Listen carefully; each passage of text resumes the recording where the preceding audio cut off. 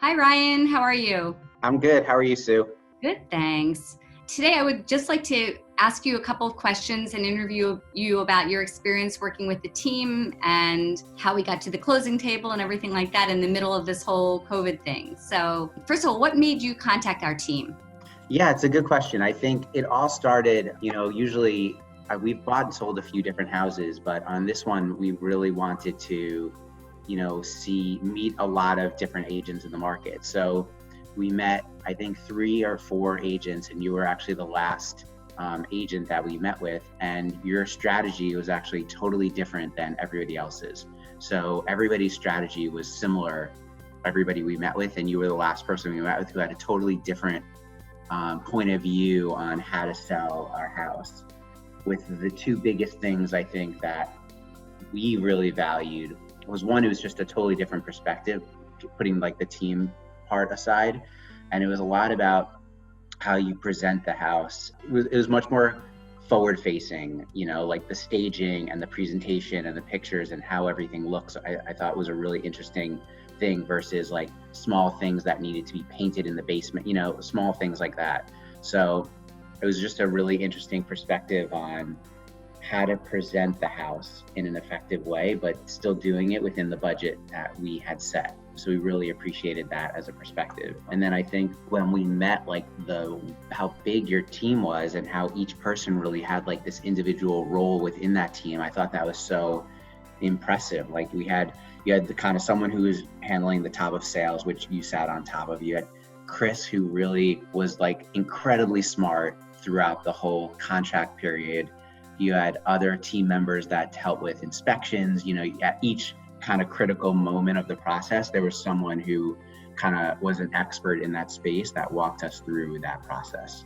When we have listing appointments, some people are concerned that they're not going to have one point of contact through the whole thing. Did you find the communication to be off because of that or seamless because of that? No, I felt like whoever I needed to talk to, I always had access to you. Like, I don't think there was ever time that I didn't call you and you didn't either pick up at that time. And always. Not only pick up, but also knew who it was when I called. Of course, I would know who it was. No, but I mean, it implies like my name was in your phone, like you understood like the listing, you had all of that information prepped. You didn't have to like check what I was calling. Well, we're on group text also. So so I'm always on top of everything. We follow everything. I think the group text really helps with all. Yeah, and I think the team members, like it was better to have someone like Chris handling a lot of the inspection issues because he really understands all those nuances. And I think Chris's approach was to over deliver for the buyers to also make it seamless for them too. So I don't think it was one-sided in that way. It was very customer facing on both ends, but Chris explained kind of the logic behind doing those things. Yeah. So even if it was an extra step on my part, I just knew that Chris really understood the market and how to make the buyer excited about the purchase as well. Yeah. I mean, his whole job is negotiating inspections. That's what he does. He is very good at that for sure. So then the staging, I felt like initially you weren't really sold on the whole idea of the staging. Yeah, I think the staging, honestly, I think that was a really big component of the sale of the house. I think that Leah, who you referred, just did a great job. It was really affordable. And I think it allows people to visually understand what the house could look like. Yeah. So, we had a lot of things moving around within our house and she just perfectly set everything up. So much so that I actually had her help me set up my new house when I moved into my That's great. That's great. Okay. Yeah, she was really helpful. So once we hit the market, how long did the house take to sell? I think you did 2 days of show, maybe less than a week. I don't remember, was it? I think we had open houses on Saturday and Sunday. Yeah. I don't think it moved into a second weekend of open houses. It was after the first weekend. Yeah. And then we had multiple offers. Mm-hmm. And you did pretty well on it.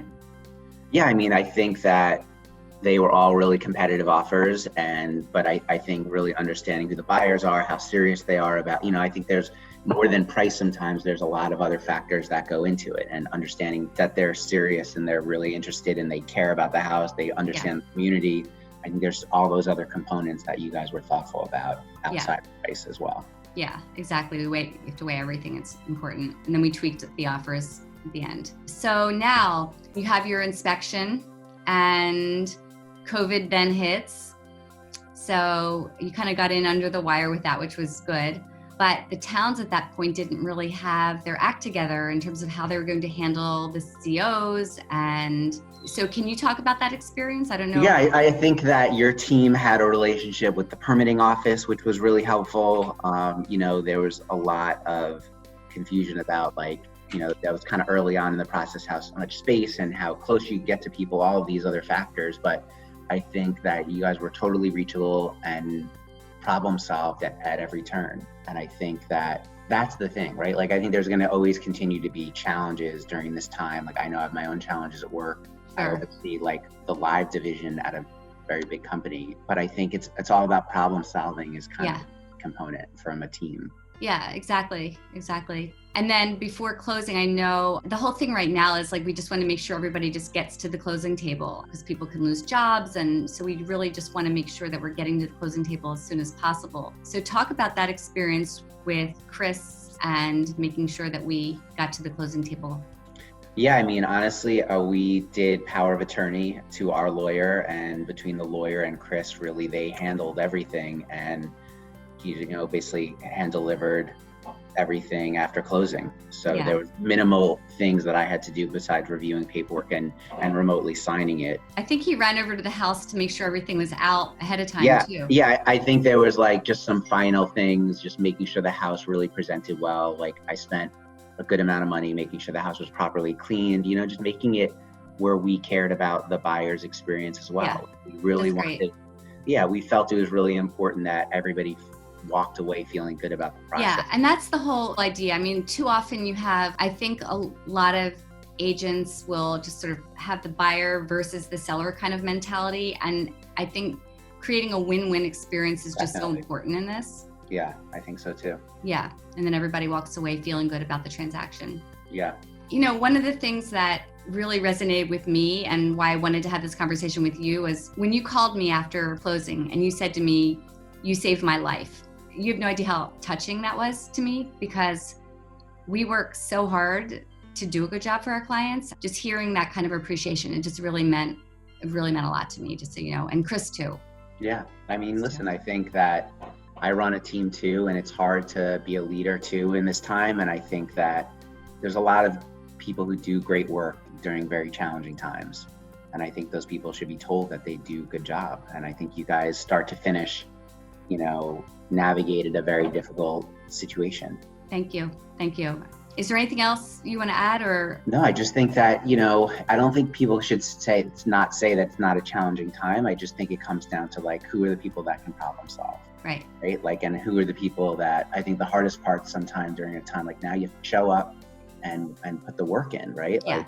It's really hard. That's not easy to do, but I think that's the key piece is show up and put the work in and you were also, by the way, you were a great client because you really did everything we asked you to do. And you didn't fight us on everything. So you sort of I think you have to trust the experts, right?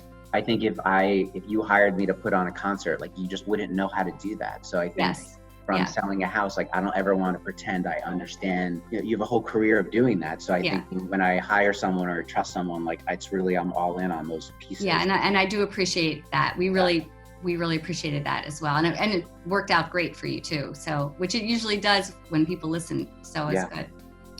All right. Well, thank you very much, Ryan. I really appreciate you taking the time to do this. Yeah. And let's stay in touch.